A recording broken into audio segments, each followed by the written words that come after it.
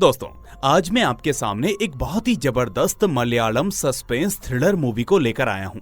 अब जबरदस्त इसीलिए कह रहा हूँ क्योंकि इसको डायरेक्ट करने वाला शख्स है जीतू जोसेफ। जी हाँ, वही जिन्होंने दृश्यम मूवी के सभी पार्ट्स को डायरेक्ट किया है। अब आज की मूवी की बात करें तो सच में एक मूवी के अंदर 100 ट्विस्ट दे रखे हैं। मतलब एक सीन खत्म ही होता है कि दूसरा ट्विस्ट सामने आ जाता है। खैर, अब बिना किसी स्पॉइलर के शुरू करते हैं आज की ये एक्सप्लेनेशन। लेकिन आगे बढ़ने से पहले इस वीडियो को लाइक और चैनल को सब्सक्राइब जरूर कर लेना। तो मूवी की शुरुआत होती है किरण नाम के लड़के से, जो राजकुमार एंड कंपनी में काम करता है। अब हम देखते हैं कि किरण उस कंपनी का कोई सीक्रेट डेटा पहले अपनी हार्ड डिस्क में कॉपी करता है और फिर उस हार्ड डिस्क को लेकर वहां से निकल जाता है। इसके बाद वो रेलवे स्टेशन जाता है और उस शहर से कहीं दूर निकल जाता है। अब इस बीच वो हार्ड डिस्क उसके पास होती है या फिर वो उसे कहीं छुपाकर शहर से बाहर जा रहा था, ये हमें बताया नहीं जाता। अब दूसरी तरफ थोड़ी देर में न्यूज चैनल्स पर एक ब्रेकिंग न्यूज फ्लैश होती है कि अभी अभी एक ट्रेन का जबरदस्त एक्सीडेंट हुआ है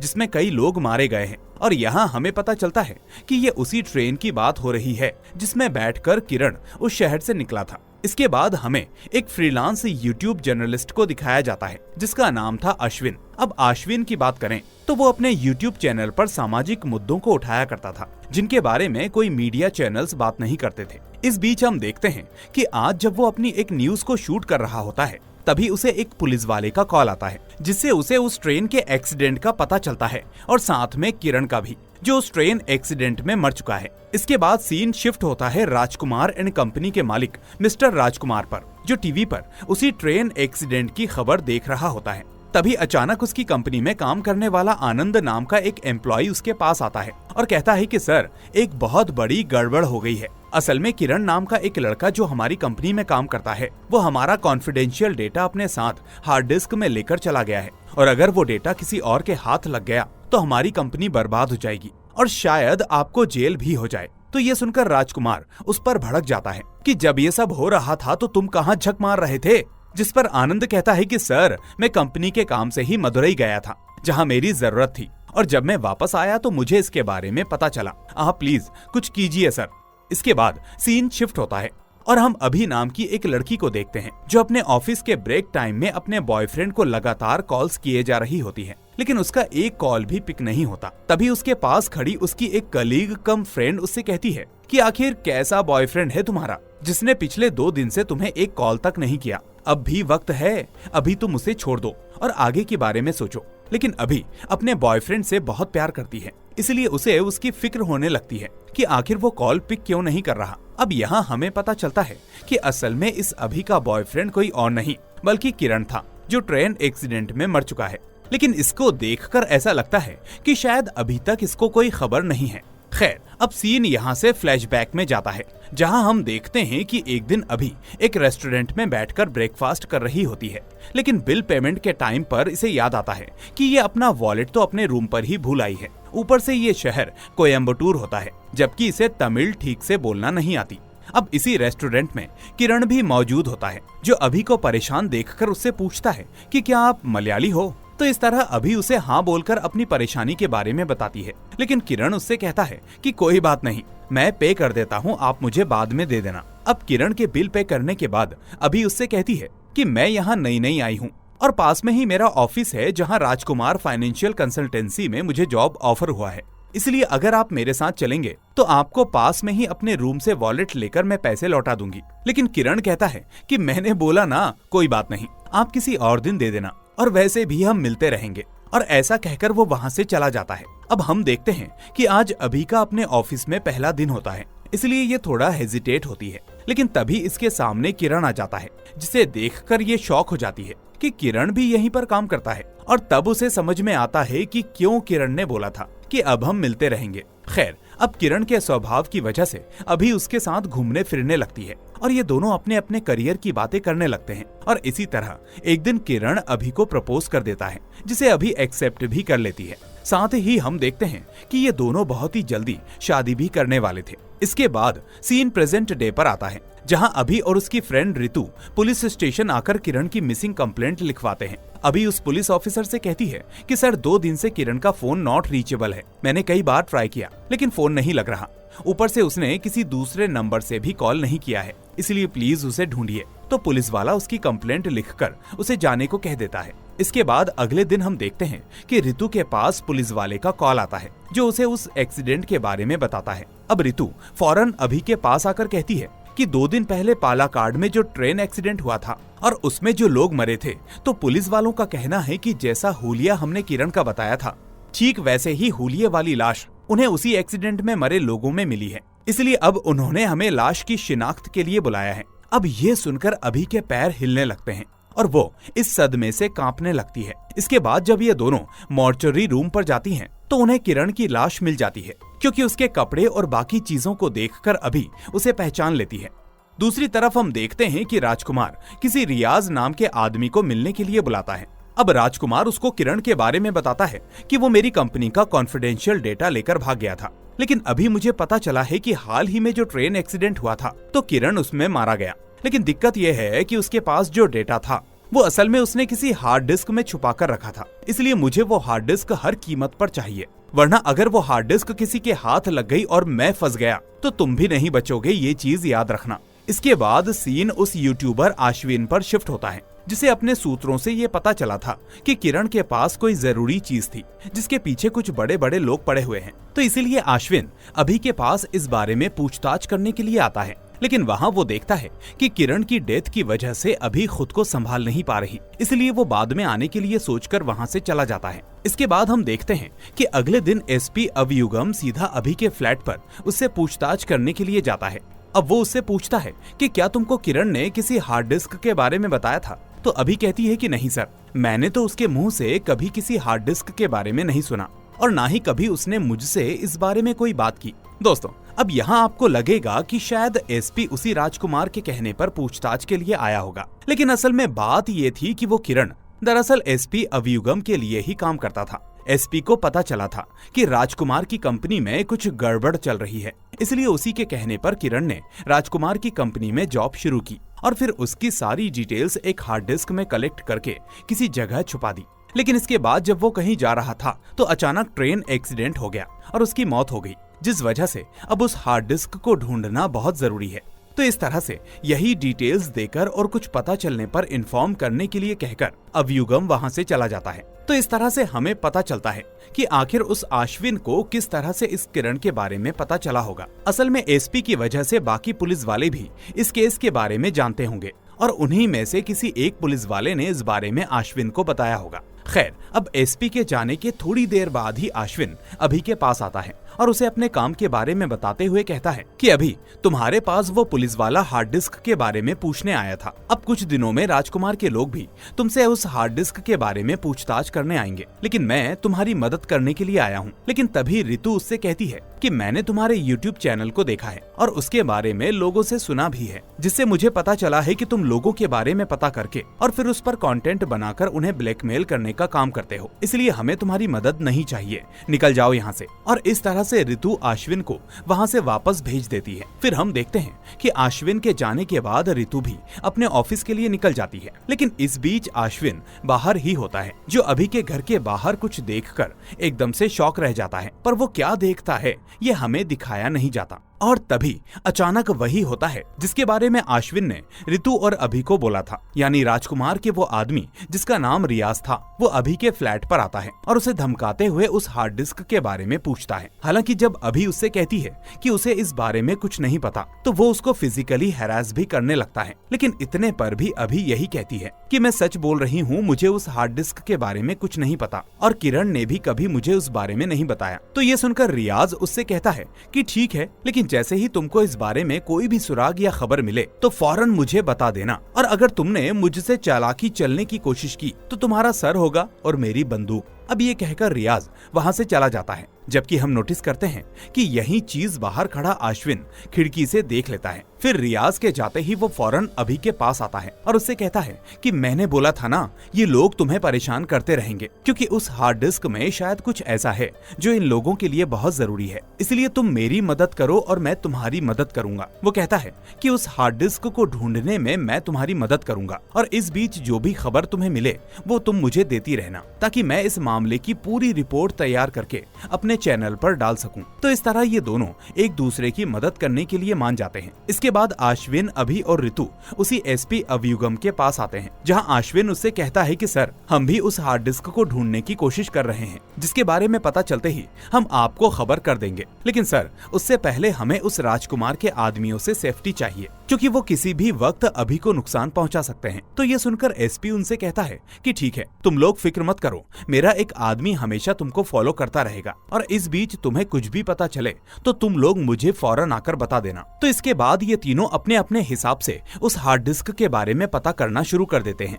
जिसमें सबसे पहले ऋतु और अभी किरण के फ्लैट पर जाकर उसके सामान की तलाशी लेने लगते हैं। हालांकि पुलिस इस जगह को पहले से ही तलाश करके गई थी, लेकिन उनके हाथ कुछ नहीं लगता। पर इस बार जब ये दोनों यहाँ आती हैं तो ऋतु को किरण की ड्रॉअर में एक पर्सनल हिडन ड्रॉअर मिलती है, जिसके अंदर एक चाबी होती है। पर इन दोनों को समझ में नहीं आता कि आखिर ये चाबी किस चीज की होती है, इसलिए पहले ये लोग बैंक में जाकर इंक्वायरी करते हैं कि कहीं ये चाबी किसी लॉकर की तो नहीं जो किरण के नाम पर हो, जहां उसने उस हार्ड डिस्क को छुपा दिया हो। लेकिन उनका ये सोचना गलत निकलता है, जिसके बाद अश्विन इस बारे में पता करने की कोशिश करता है। असल में उस चाबी पर एक कंपनी का हॉलमार्क होता है, जिससे उसे पता चलता है कि ये चाबी दरअसल एक कंपनी ने रेलवे स्टेशन पर लगे लॉकर्स के लिए बनाई थी। तो इस तरह अभी और अश्विन अब उस लॉकर तक पहुंच जाते हैं। अब उसमें कोई हार्ड डिस्क तो नहीं होती, लेकिन कुछ पैसे और फोटोग्राफ्स जरूर होते हैं। तो उन फोटोग्राफ्स को देखकर अभी को पता चलता है कि किरण की माँ अभी जिंदा है, जबकि किरण अभी तक उसको झूठ बोलता आया था कि उसकी माँ तो कब की मर चुकी है। अब ये फोटोग्राफ्स असल में उसके बचपन के होते हैं,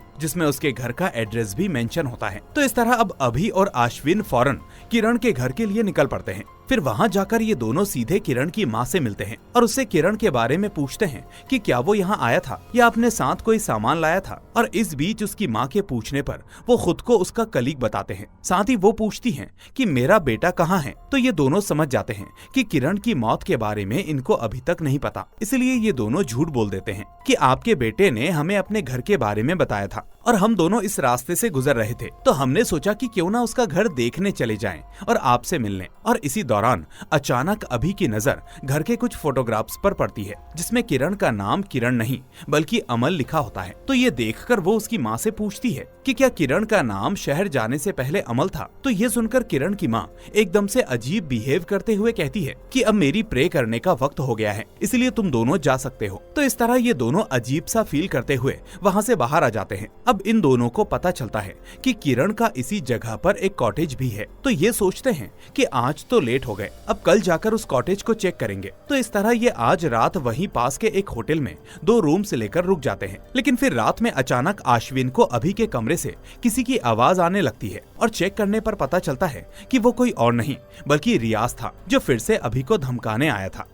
इस बारे में वो अश्विन को भी अभी के साथ धमकाने लगता है और उनसे पूछता है कि मुझे बताओ तुम्हें इतने दिनों में क्या पता चला। अब ये दोनों इनकार कर देते हैं कि उन्हें कुछ नहीं पता चला और उनकी इन्वेस्टिगेशन जारी है। लेकिन इतने में रियाज कहता है कि मैं तुम दोनों का पीछा कर रहा हूँ और मुझे पता चला है कि तुम्हें कुछ सामान उस लॉकर में से मिला था, तो सच बता दो कि वो सामान क्या था। ये सुनकर वो दोनों हैरान हो जाते हैं कि ये आदमी तो तब से हमारे पीछे लगा हुआ है। लेकिन फिर ये कहते हैं कि हमें सिर्फ कुछ फोटोज मिले थे, जिसके बाद हम यहाँ आ गए उसकी माँ से मिलने। लेकिन यहाँ भी हमें अभी तक कोई सुराग नहीं मिला कि वो हार्ड डिस्क कहाँ पर है। ये सुनकर अब रियाज वापस दोनों को धमकी देता है कि कुछ भी पता चले तो मुझे बताना और होशियारी मत करना, वरना बेमौत मारे जाओगे। फिर अगले दिन हम देखते हैं कि ये दोनों उस कॉटेज में जाते हैं और उसकी तलाशी लेने लगते हैं। लेकिन तभी अचानक वहाँ आग लग जाती है, जिसमें ये दोनों घिर जाते हैं। अब जैसे तैसे अश्विन अभी को वहाँ से बचाकर बाहर निकालता है और ये दोनों खुद को बचा लेते हैं। लेकिन इस बीच हमें दिखाया जाता है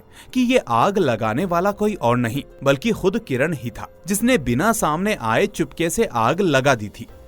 अब अभी को हॉस्पिटल में भर्ती करवाया जाता है, जहाँ रितु अश्विन से कहती है कि एक बात समझ में नहीं आई कि आखिर वो कौन होगा जिसे पता होगा कि हम उस जगह जाने वाले हैं और उसने आग लगा दी होगी। तो ये सुनकर अश्विन कहता है कि अगर मेरा अंदाजा सही है तो ये काम उसी किरण का है, लेकिन अभी इस बात को मानने के लिए तैयार नहीं होती। जिसके बाद अश्विन कहता है कि मुझे लगता है कि किरण ने पहले तुम्हें धोखा दिया और तुम्हारा भरोसा जीता। वहीं दूसरी तरफ उसने राजकुमार के ऑफिस में काम करके अपनी धाक जमाई और फिर वहाँ का बेस्ट एम्प्लॉय बन गया। ऐसा होने के बाद उसे वहाँ के कॉन्फिडेंशियल डेटा का एक्सेस मिल गया, जिसको उसने ब्रीच किया और फिर राजकुमार को भी धोखा देकर वो डेटा चुरा लिया। अब इसके बाद सीन वापस किरण पर शिफ्ट होता है, जो किसी प्रकाश नाम के आदमी से मिलने जाता है और यहाँ हमें पता चलता है कि इसी प्रकाश के कहने पर किरण ये सारा काम कर रहा है। यानी अब तक वो काफी छोटी छोटी डिटेल्स राजकुमार की कंपनी से लीक करके दे चुका था, जिस वजह से प्रकाश को फायदा और राजकुमार को काफी नुकसान हुआ था। ऐसा इसलिए करवा रहा था क्योंकि राजकुमार का मनी लॉन्ड्रिंग का बहुत बड़ा काम था,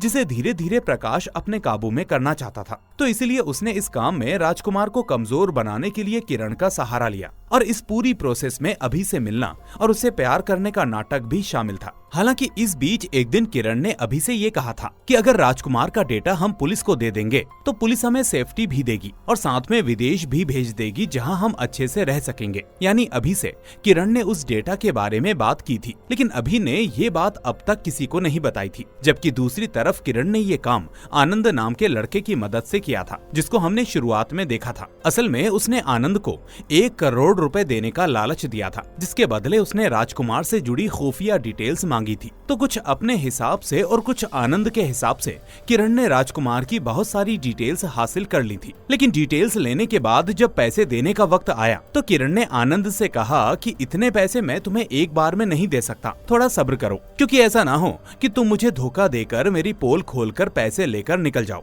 अब ये बात आनंद को बहुत ही बुरी लगती है, इसलिए जिस दिन उसे शक होता है कि किरण कुछ बड़ा करने वाला है, उसी दिन वो ये खबर राजकुमार को देने के लिए जाता है। वो ये नहीं कहता कि मैंने ही उसकी इस काम में मदद की थी, बल्कि वो ये कहता है कि किरण ने चोरी से वो डिटेल्स हासिल कर ली और उस हार्ड डिस्क को लेकर निकल गया। लेकिन जब राजकुमार ने इस बारे में पता किया तो उसे पता चला कि किरण ने रेलवे स्टेशन से टिकट भी ली थी और उस ट्रेन में बैठा भी था। लेकिन फिर जब ट्रेन चली तो उसके टिकट के हिसाब से वो जहां उतरने वाला था उससे पहले ही उस ट्रेन का एक्सीडेंट हो गया, जहां वो मारा गया। लेकिन अब हमें पता चलता है कि किरण असल में स्टेशन तक गया ही नहीं था, बल्कि वो अपने स्टेशन से 2 स्टेशन पहले ही उतर गया था, जिस वजह से वो बच गया। और जब उसे पता चला कि उस ट्रेन के एक्सीडेंट में कई लोग मारे गए हैं तो उसने इस बात का फायदा उठाया, यानी अब वो दुनिया की नजर में मर चुका है। खैर, अब यही बात इस अश्विन को भी पता चल जाती है कि किरण के डेटा वाली बात के बारे में अभी को पहले से पता था। इसलिए अब वो उसे आकर पूछता है कि तुम्हें किरण के बारे में पहले से पता था ना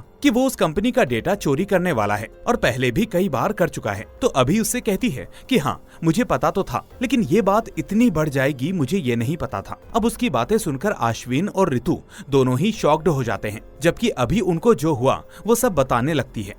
अब सीन यहाँ से फ्लैशबैक में जाता है, जहाँ हम देखते हैं कि जिस दिन उस ट्रेन का एक्सीडेंट हुआ था उस दिन उस एक्सीडेंट से पहले किरण ने अभी को फोन करके अपने पास बुलाया था। यानी वो फोन किरण ने उस ट्रेन से उतरकर किया था, वो भी ये कहते हुए कि हमें पुलिस ने बुलाया है और मेरे पास वो डेटा आ चुका है, इसलिए चलो ये डेटा पुलिस को दे आते हैं और फिर इंडिया से बाहर निकलकर अपनी जिंदगी शुरू करते हैं। तो इस तरह अभी उसके साथ जाने लगती है। लेकिन एक जंगल में जाने के बाद अभी को पता चलता है कि किरण उसे वहाँ पर मारने के लिए लाया है, क्योंकि वो उसके काम के बारे में जानती थी और कभी भी अपना मुंह खोल सकती थी, इसलिए वो कोई भी सबूत छोड़ना नहीं चाहता था। लेकिन हम देखते हैं कि जैसे ही किरण उस पर हमला करने वाला होता है, उससे ठीक पहले अभी उस पर एक लकड़ी से जोरदार हमला कर देती है, जिसके वार से किरण बेहोश हो जाता है। पर जब अभी उसकी धड़कन चेक करती है तो उसे पता चलता है कि किरण मर चुका है। ये देखकर अभी काफी डर जाती है और फौरन किरण को पास वाले तालाब में जाकर फेंक देती है, जिससे पुलिस को लगे कि ये सब एक एक्सीडेंट होगा।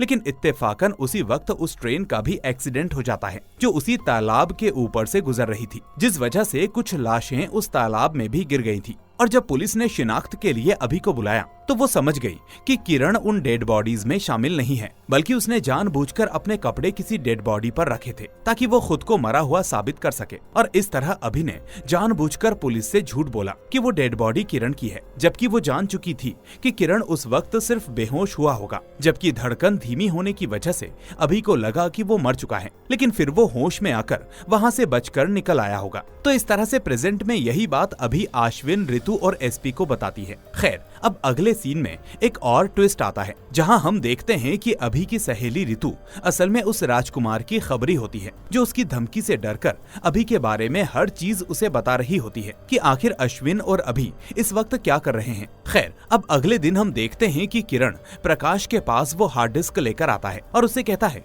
कि अब हम इसमें जब्त डेटा से उन लीड्स तक पहुंच जाएंगे जहां से राजकुमार का हवाला का बिजनेस चलता है। और इस तरह से जब वो उस हार्ड डिस्क के डेटा को रीड करने के लिए उसे कंप्यूटर से कनेक्ट करता है तो उसे पता चलता है कि उस हार्ड डिस्क में तो पासवर्ड लगा हुआ है। अब ये हार्ड डिस्क तो उसे आनंद ने दी थी, इसलिए वो फौरन समझ जाता है कि इसका पासवर्ड जरूर उस आनंद के पास होगा। तो इस तरह से अब वो यही बात प्रकाश को बताता है, जिसके बाद प्रकाश अपने आदमियों से कहता है कि आनंद के बच्चे को जल्दी से जल्दी मेरे पास लेकर आओ। दूसरी तरफ हम देखते हैं कि आनंद को पता चल गया था कि अब उसकी जान खतरे में आने वाली है, क्योंकि जब भी किरण उस हार्ड डिस्क को यूज करेगा तो वो उस पासवर्ड के लिए उसके पास जरूर आएगा। तो इस तरह से अब वो यही बात रितु, आश्विन और अभी को भी बता देता है और साथ में उन्हें उस हार्ड डिस्क का पासवर्ड भी बता देता है, ताकि अगर उसे कुछ हो जाए तो उन तीनों के पास वो पासवर्ड सेफ रहे। अब ये सब बताने के बाद वो जैसे ही वहाँ से जाने लगता है, वैसे ही प्रकाश के आदमी उसे ढूंढते हुए वहाँ तक पहुँच जाते हैं। फिर उन्हें देखकर आनंद वहाँ से भागने लगता है, जिसके बाद उनके बीच चेजिंग होने लगती है। लेकिन ये देखकर आनंद और अभी समझ जाते हैं कि आनंद की जान खतरे में है, इसलिए वो भी उन लोगों के पीछे दौड़ पड़ते हैं। लेकिन तभी वहाँ रियाज भी आ जाता है, जो ये सब देख लेता है, और उसके यहाँ आने की वजह रितु थी, जिसने पासवर्ड का पता चलते ही ये खबर राजकुमार को दे दी थी, जिसके बाद राजकुमार ने रियाज को आनंद को पकड़ने के लिए भेजा था। तो इस तरह से अब प्रकाश के आदमी के साथ साथ रियाज भी आनंद के पीछे पड़ जाता है। अब हम देखते हैं कि आनंद उन लोगों से बचते हुए जंगलों की तरफ भाग जाता है, जबकि उसके पीछे पड़े लोगों से फाइट करके आश्विन उन्हें उलझा देता है और इतने में आनंद वहाँ से भाग निकलता है। इसके बाद हम देखते हैं कि अभी फौरन किरण और प्रकाश को वीडियो कॉल करती है, जहाँ वो किरण से कहती है कि जो हार्ड डिस्क तुम्हारे पास है वो बिना पासवर्ड के बेकार है, लेकिन अगर तुम चाहो तो वो पासवर्ड मैं तुम्हें दे सकती हूँ, पर उसके लिए तुम्हें मुझको वो 1 करोड़ रुपए डॉलर्स की फॉर्म में देने होंगे। साथ ही मैं तुमको एक बार में अकेले मिलना चाहती हूँ। अकेले में मतलब अकेले में। तो इस तरह किरण और प्रकाश उसकी शर्त मान जाते हैं, जिसके बाद वो तीनों एक कैफे में भेस बदलकर मिलते हैं। अब यहाँ डीलिंग के मुताबिक प्रकाश अभी को वो पैसे दे देता है, जिसके बाद अभी उसे उस हार्ड डिस्क का पासवर्ड दे देती है। इसके बाद प्रकाश बाहर की तरफ निकल जाता है ताकि अभी अकेले में किरण से अपनी बात कर सके, जैसा कि उसने डिमांड किया था। लेकिन जब तक वो अपनी बात शुरू कर पाते, इतने में राजकुमार के आदमी वहां आ जाते हैं और प्रकाश को गोली मारकर उससे उसका लैपटॉप ले जाते हैं। अब उस गोली की आवाज सुनकर किरण समझ जाता है कि ये एक जाल है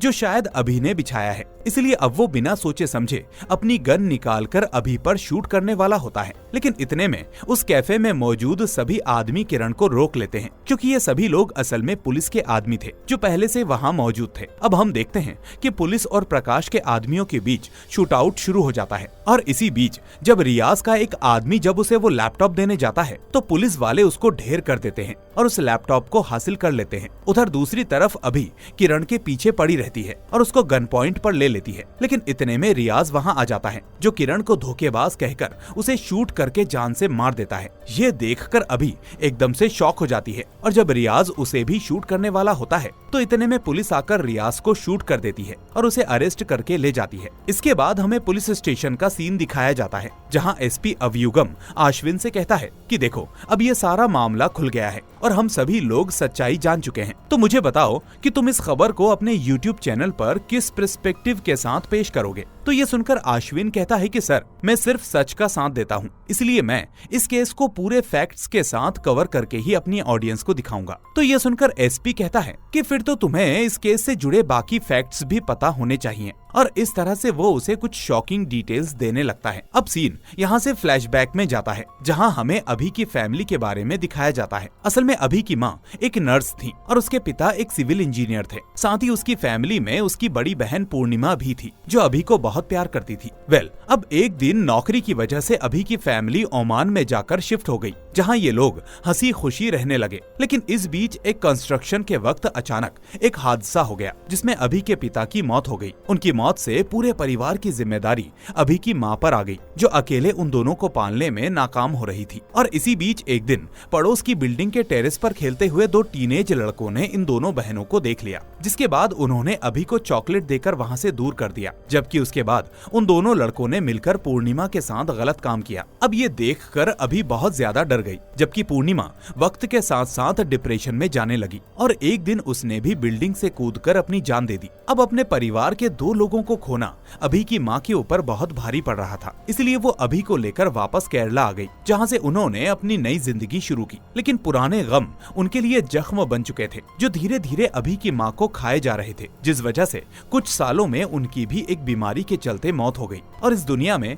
अभी अकेली रह गई। तो इस तरह आखिर में जब कुछ भी नहीं बचा तो अभी ने डिसाइड किया कि वो अपनी फैमिली का बदला लेगी और उन दोनों लड़कों को ढूंढकर या तो सजा दिलवाएगी, या अगर सजा नहीं मिली तो वो उन्हें जान से मार देगी। इसके बाद उसने उन दोनों लड़कों के बारे में पता करना शुरू कर दिया, लेकिन उसे सिर्फ एक ही लड़के के बारे में पता चल सका, जिसका नाम था किरण। उसके बाद उसने जानबूझकर राजकुमार कंपनी में जॉब हासिल की और फिर किरण के साथ नजदीकियां बढ़ाईं, ताकि एक दिन वो उसका खात्मा कर सके। अब ये मौका किरण ने उसे खुद दे दिया, जब वो उसे जंगल में पुलिस के बहाने लेकर गया। और यही वजह थी कि अभी ने उसे वहाँ पर मारकर अपनी फैमिली का बदला लेने की कोशिश की थी, लेकिन वो फिर भी बच निकला। लेकिन इस बारे में अभी पहले से ही पुलिस को बता चुकी थी, जिस वजह से एसपी ने उसे पूरा सपोर्ट किया। और यही वजह थी कि कभी एसपी ने अभी के ऊपर कोई दबाव नहीं डाला, क्योंकि उसे भी पता था कि किरण अभी जिंदा है, मरा नहीं। खैर, तो इस तरह से वो एसपी अभी से कहता है कि तुम फिक्र मत करो, मैं कभी तुम्हारे ऊपर कोई सवाल उठने नहीं दूंगा।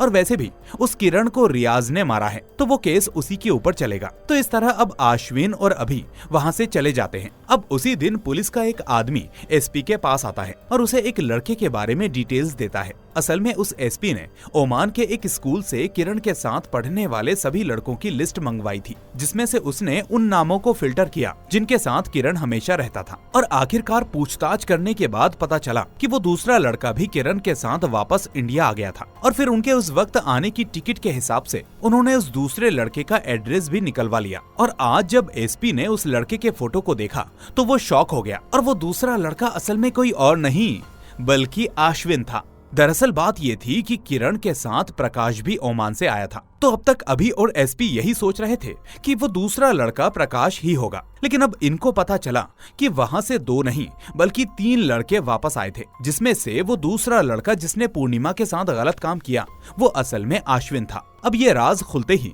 एसपी फौरन अभी को कॉल करता है और उससे कहता है कि तुम्हारे आसपास आश्विन तो नहीं है ना, क्योंकि वो दूसरा लड़का प्रकाश नहीं आश्विन ही है। ये सुनकर अभी एकदम से शॉक हो जाती है, जबकि एसपी फौरन अभी की लोकेशन के लिए निकल पड़ता है। अब उधर हम देखते हैं कि आश्विन भी जान चुका था कि अभी को उसकी सच्चाई पता चल चुकी है, इसलिए अब वो अभी से कहता है कि मैं तुम्हें एक शर्त पर छोड़ दूंगा, अगर तुम मुझे वो 1 करोड़ रुपए दे दोगी और ये देश छोड़कर चली जाओगी। लेकिन अभी सच्चाई जानने के बाद एक आम लड़की नहीं रह गई थी। वो भागने की जगह सीधा आश्विन से भिड़ जाती है और उससे अपना बदला लेने के लिए पूरा जोर लगा देती है। लेकिन आश्विन उस पर भारी पड़ता है और उसे मारने ही वाला होता है कि इतने में अभी अपने दिमाग का इस्तेमाल करते हुए उल्टा उसे जान से मार देती है और इस तरह से उसका बदला पूरा हो जाता है। अब दोस्तों, बात ये थी कि असल में आश्विन और किरण साथ ही थे, जहां आश्विन सच में वीडियो बनाकर लोगों को किरण के जरिए ब्लैकमेल करवाता था, ताकि अगर पुलिस के पास कोई शिकायत करे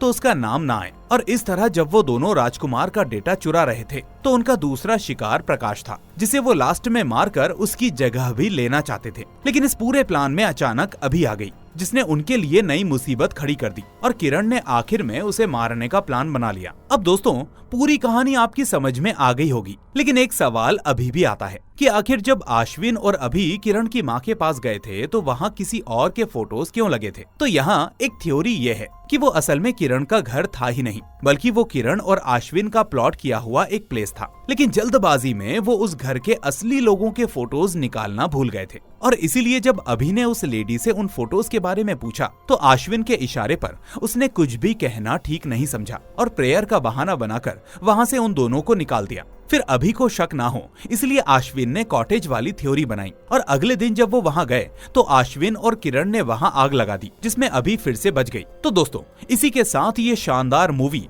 यहीं पर एंड होती है। उम्मीद है आपको ये वीडियो पसंद आई होगी, इसीलिए इस वीडियो को लाइक करके अपने दोस्तों के साथ इसे शेयर कर दें।